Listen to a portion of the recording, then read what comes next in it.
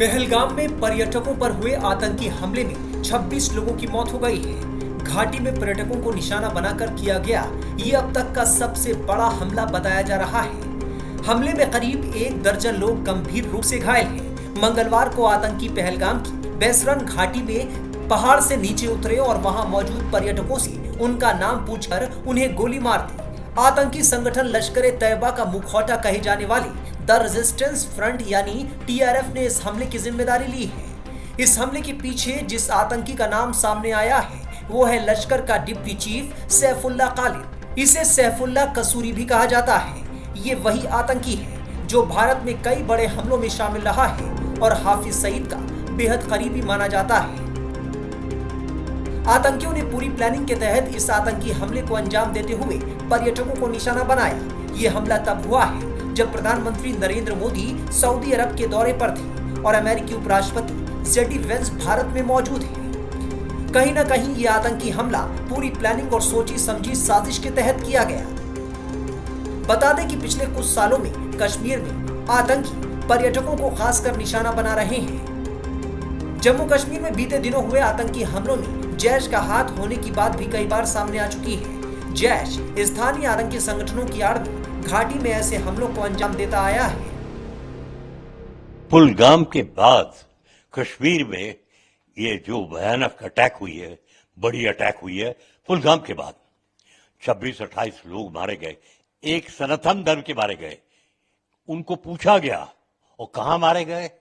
एक खाली मैदान पे जहां रोड नहीं है। तो ये बहुत उन्होंने सोच समझ के, जो उग्रवादी है, और उग्रवादी आते ही है बगल वाले देश में से, तो उन्होंने बहुत सोच समझ के पुराने अटैक करते थे, या तो कॉन्वॉय जैसे पुलगाम में अटैक हुआ, या करते थे किसी गांव में।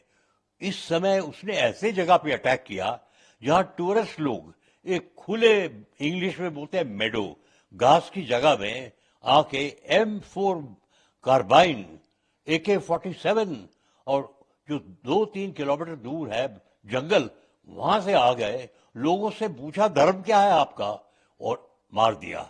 बहुत ही भयानक अटैक है और बिल्कुल सीधा बोला आपने। प्रधानमंत्री भी वापस आ गए, अमित शाह पहुंच गए उधर और मीटिंग चल रही है, डोवल साहब, आर्मी, नेवी, एयरफोर्स चीफ। तो ये बहुत गंभीर बात है, सोचना पड़ेगा ये कैसे बंद किया जाए। सर, पूरे देश के सभी नेताओं ने कंडेम किया है, अंतर्राष्ट्रीय स्तर पर भी कंडेम किया जा रहा है। डोनाल्ड ट्रंप ने निंदा की है, जॉर्जिया मेलोनी इटली के प्रधानमंत्री, उन्होंने भी निंदा की है।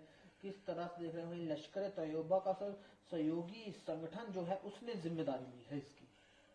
देखिए, आपने बिल्कुल ठीक बोला, पूरी दुनिया ने कंडेम किया है। अरे देश में थोड़ा गुस्सा है, तो अब है क्या? अब मैं आपको समझाऊं कि बोलूं, ये कैट एंड माउस गेम है।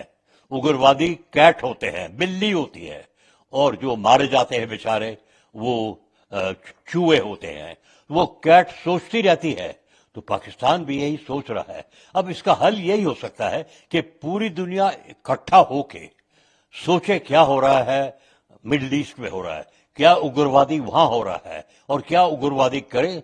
अब ठीक है, इजराइल उनको मार रहे हैं, लेकिन हमारे तरफ से ऐसी स्थिति होनी चाहिए पूरी लीडर्स की कि पाकिस्तान की आर्थिक स्थिति को रोक दो और कुछ धमकी दो कि ये नहीं हो। लेकिन अब उसका सामना करना पड़ेगा।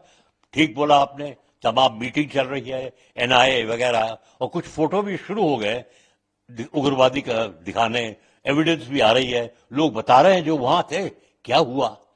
बहुत पुलगाम के बाद, और अब अमरनाथ यात्रा भी होने वाली है 2 महीने में। तो मेरे ख्याल ये बड़ा सोच समझ के उग्रवादी अटैक है और हमको उसका सामना बिल्कुल हिम्मत के साथ करना पड़ेगा। एक धक्का पड़ा है, कश्मीर में टूरिज्म बढ़ती गई, 2 करोड़ लोग गए पिछले साल।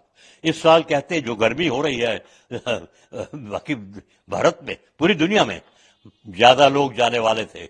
अब कुछ फ्लाइट्स कैंसिल हो रही हैं, कैंसिलेशन कर रहे हैं।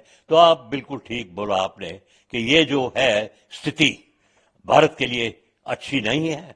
कुछ करना पड़ेगा, दिमाग लगाना पड़ेगा। देखिए, प्रधानमंत्री वापस आ गए, बड़े जबरदस्त मीटिंग किए थे सऊदी अरेबिया, लेकिन उनको भी पता चला कि इतनी बड़ी बात है, गुस्सा है देश में, पूरी दुनिया में गुस्सा है।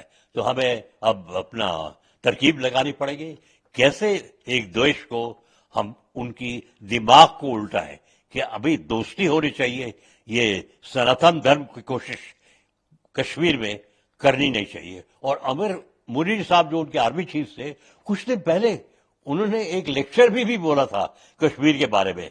तो लग रहा है तमाम प्लानिंग की है, ऐसी जगह ढूंढी है उन्होंने जहां बेचारे जो लोग टूरिस्ट थे, कई हनीमून के लिए भी गए थे, कुछ नहीं कर सके, रो रहे थे कि एक एक करके उन्होंने पता किया कौन सा धर्म है आपका, और उनसे जान से मार दिया, कुछ घायल भी हो गए। पहलगाम आतंकी हमले के बाद पूरा देश गुस्से में है। जिस तरह से आतंकियों ने पर्यटकों का नाम पूछ कर उन्हें निशाना बनाया, ये आतंकी वारदात अपने पीछे कई सवाल छोड़ गई है। उधर प्रधानमंत्री नरेंद्र मोदी बुधवार को अपनी सऊदी अरब यात्रा बीच में ही छोड़कर भारत लौट आए। पीएम मोदी के 11 साल के कार्यकाल में शायद ये पहला मौका है जब वो विदेश का दौरा बीच में ही छोड़कर भारत लौटे हैं। वहीं केंद्रीय गृह मंत्री अमित शाह रात से ही जम्मू कश्मीर में डेरा डाले हुए हैं। राष्ट्रीय सुरक्षा सलाहकार अजीत डोभाल सेना से लेकर जम्मू कश्मीर पुलिस की हर गतिविधि को मॉनिटर कर रहे हैं। यानी पहलगाम हमले के बाद भारत के एक्शन प्लान को लेकर अधिकारियों और सेना के बीच रात से ही चर्चा हो रही है। तो क्या देश में अगले कुछ घंटों में कुछ बड़ा होने वाला है? वहीं पहलगाम हमले को लेकर जम्मू कश्मीर के पूर्व डीजीपी एसपी वैद ने पाकिस्तान पर तीखा हमला बोलते हुए कड़े एक्शन की मांग की है। जो टूरिस्ट हैं उनका धर्म पूछा गया, उनको कलमा पढ़ने के लिए कहा गया, उसके बाद उन पर हमला किया गया। आसिफ मुनीर पाकिस्तान आर्मी चीफ 2 दिन पहले ही इस तरह की बातें करता है और उसी के गुर्गे यहाँ इस तरह की वारदात करते हैं। ये कोई नॉर्मल टेररिस्ट नहीं है, ये पाकिस्तान आर्मी एसएसजी के लोग हैं। सबसे बड़ा टेररिस्ट आसिफ मुनीर है, बाकी हाफिज सईद और अजहर मसूद तो उसके गुर्गे हैं। जो लोग अंदर आए हैं, पिन पॉइंटेड इंफॉर्मेशन पे इनके खिलाफ ऑपरेशन लॉन्च करके इनको न्यूट्रलाइज करना चाहिए। भारत आपके साथ है। आज पाकिस्तान के 4 टुकड़े होने चाहिए, पाकिस्तान की फौज की कमर टूटनी चाहिए।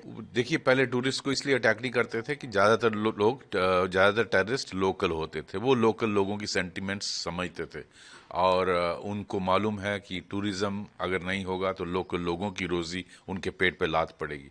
आज का जो टेररिस्ट कंपोजिशन है कश्मीर घाटी में भी और जम्मू में भी 90% से ज़्यादा पाकिस्तानी हैं, फॉरेन टेररिस्ट हैं जो अंदर आने में कामयाब हुए हैं। 3-3, 4-4 के ग्रुप में ये जम्मू की पहाड़ियों में भी घूम रहे हैं, कश्मीर घाटी में भी 4-4 के 5-5 के ग्रुप में, 3-3 के ग्रुप में घूम रहे हैं। और एक एस्टीमेट के मुताबिक 60-70 टेररिस्ट जम्मू रीजन में है और 80 से 90 टेररिस्ट कश्मीर घाटी में ऑपरेट कर रहे हैं। तो इनको ये अंदर आने में किसी भी वजह से कामयाब हुए हैं। पिन पॉइंटेड ऑपरेशंस करके इनको एलिमिनेट करना बहुत ज़रूरी है। और इसके साथ साथ ये जिस तरह का टेरर इंसिडेंट हुआ, ये मैं कहता हूँ पुलवामा 2 मोमेंट है हमारी। किस तरह से जो टूरिस्ट हैं उनका धर्म पूछा गया, उनको कलमा पढ़ने के लिए कहा गया, उसके बाद उन पर हमला किया गया। ये कोई इंसिडेंट नहीं है कि आसिफ मुनीर पाकिस्तान आर्मी चीफ 2 दिन पहले ही इस तरह की बातें करता है और उसी के गुर्गे यहाँ इस तरह की वारदात करते हैं। ये कोई नॉर्मल टेररिस्ट नहीं है, ये पाकिस्तान आर्मी एसएसजी के लोग हैं। वो टेररिस्टों का बेस बना के अंदर आए हुए हैं। उनके पास M4 राइफल है अमेरिका की, और ये सारा बेसिकली वो इसको एस्केलेट करना चाहते हैं कि 370 के बाद जो हालात नॉर्मल हुए हैं उसको हम उस नैरेटिव को काउंटर करें।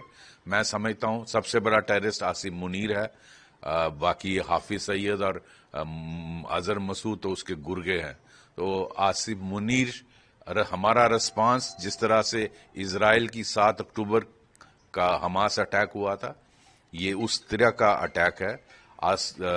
हमास की कोई इंसिडेंट नहीं है कि हमास का लीडर वहां जाता है और पीओके में एलईटी के लोगों को मिलता है। इसको मुझे लगता है ये उस तरह की साजिश है और इसका रिस्पांस भी जिस तरह इजराइल का रिस्पांस था उस कोटि का होना चाहिए। और हमें पाकिस्तान आर्मी की कमर तोड़ने के लिए कदम उठाने चाहिए। जितने भी ट्रेनिंग कैंप हैं उनको उड़ाना चाहिए और जो लोग अंदर आए हैं पिन पॉइंटेड इंफॉर्मेशन पे इनके खिलाफ ऑपरेशन लॉन्च करके इनको न्यूट्रलाइज करना चाहिए। और मुझे पूरा विश्वास है हमारी सरकार इस तरह क्या रिस्पांस होगा उस पे विचार विमर्श कर रही होगी। मोदी जी वापस आ चुके हैं सऊदी अरबिया से और वो मीटिंग होल्ड कर रहे हैं। सर पाकिस्तान भी काफी अलर्ट पे है कुछ। Let them be alert. अभी मोमेंट है पाकिस्तान के 4 हिस्से कर दिए जाएं। मैं आपके माध्यम से अपील करूंगा बलोचिस्तान के लोगों को, केपीके के लोगों को, सिंध के लोगों को और पीओके के लोगों को। ये मोमेंट है जो टेरर पाकिस्तान आर्मी टेररिस्ट इनका जो आप लोगों पर जातियां हो रही हैं, आप इसके खिलाफ रिवोल्ट करिए, आजादी का झंडा लहराइए। भारत आपके साथ है। आज पाकिस्तान के 4 टुकड़े होने चाहिए। पाकिस्तान की फौज की कमर टूटनी चाहिए और Asim Munir should shit in his pant. PM Modi हालात पर लगातार नजर बनाए हुए हैं। उधर सेना का सर्च ऑपरेशन जारी है। एक आतंकी को ढूंढ कर मारने की तैयारी है।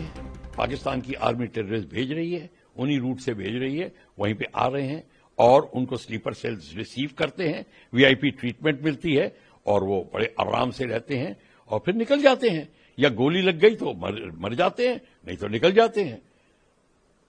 क्यों हो रहा है ये सारा का सारा रिलीजियस डिवाइड का खेल है। हिंदू मुस्लिम के जो दरार डाली गई है उसका खेल है।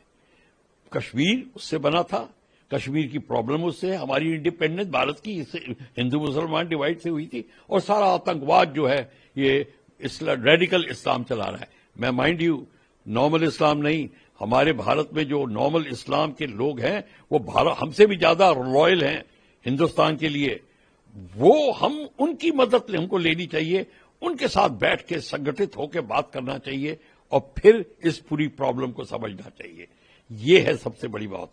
क्या होता है, टेररिस्ट बॉर्डर के एरिया से अंदर आते हैं उसी जगह से जो यहां से आ रहे हैं 8-10 किलोमीटर दूर बॉर्डर से उनके फॉर्मिंग अप एरियाज होते हैं। वहां पाकिस्तान आर्मी के हैंडलर्स उनको लॉन्च करते हैं और फिर वो अंदर आते हैं, स्लीपर सेल्स उनको रिसीव करते हैं और वो अपने काम को अंजाम देते हैं। इस काम को अंजाम देने के लिए वो कुछ दिन पहले आ गए थे, आराम से उन्होंने प्लान किया, सब कुछ करके अपना कार्यक्रम को अंजाम दिया।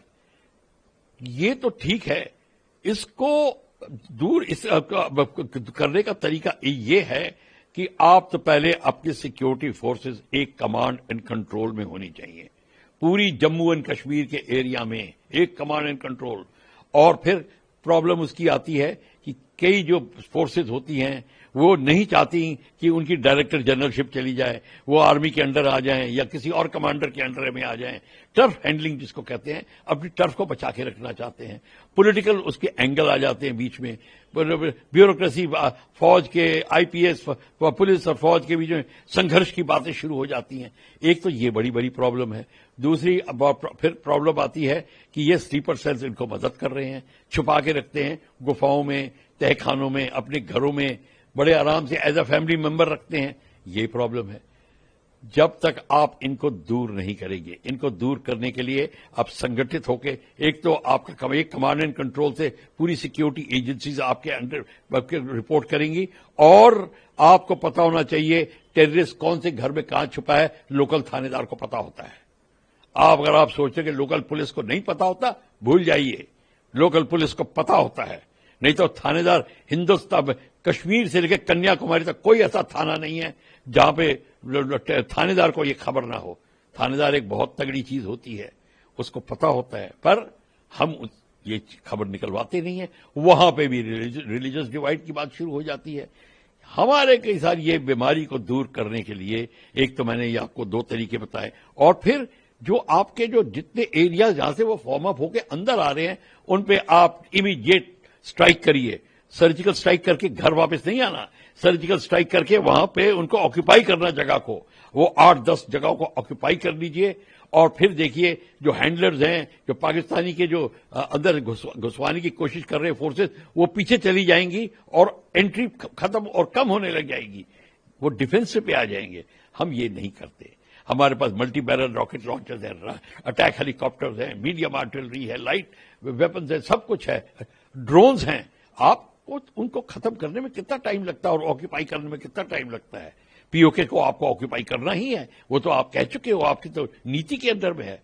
तो ये सारे के सारी चीज जब तक आप नहीं करेंगे तो ये तरीका आप अपनाएं और फिर यही तरीका होगा, आप धीरे धीरे उनको निकालेंगे। और फिर जितने इस्लामिक तबके के जो लॉयल हैं बंदे, उनका संगठन साथ में होना चाहिए। भारत हमको एक ऐसी बॉडी बनानी चाहिए, उनके साथ मिलकर उनकी एडवाइस लेकर हमें कार्यक्रम करने चाहिए, तब बात बनेगी। आतंकी हमले के बाद सरकार एक्शन मोड में है। केंद्रीय गृह मंत्री अमित शाह ने आज पहलगाम में घटनास्थल का जायजा लिया। अमित शाह ने आतंकी वारदात को लेकर कहा कि इस जघन्य आतंकी हमले में शामिल लोगों को बख्शा नहीं जाएगा और हम अपराधियों पर कड़ी कार्रवाई करेंगे और उन्हें कड़ी से कड़ी सजा दिलाएंगे। बता दें कि पुलवामा हमले के बाद इसी तरह मोदी सरकार एक्शन में आई थी। साल 2019 में पुलवामा हमले के दौरान भी इसी तरह की गतिविधि दिल्ली से श्रीनगर तक हो रही थी। अचानक एक दिन पीओके में एयर स्ट्राइक की खबर आई। सवाल है कि क्या ऐसी खबर अगले कुछ दिनों में फिर से आने वाली है?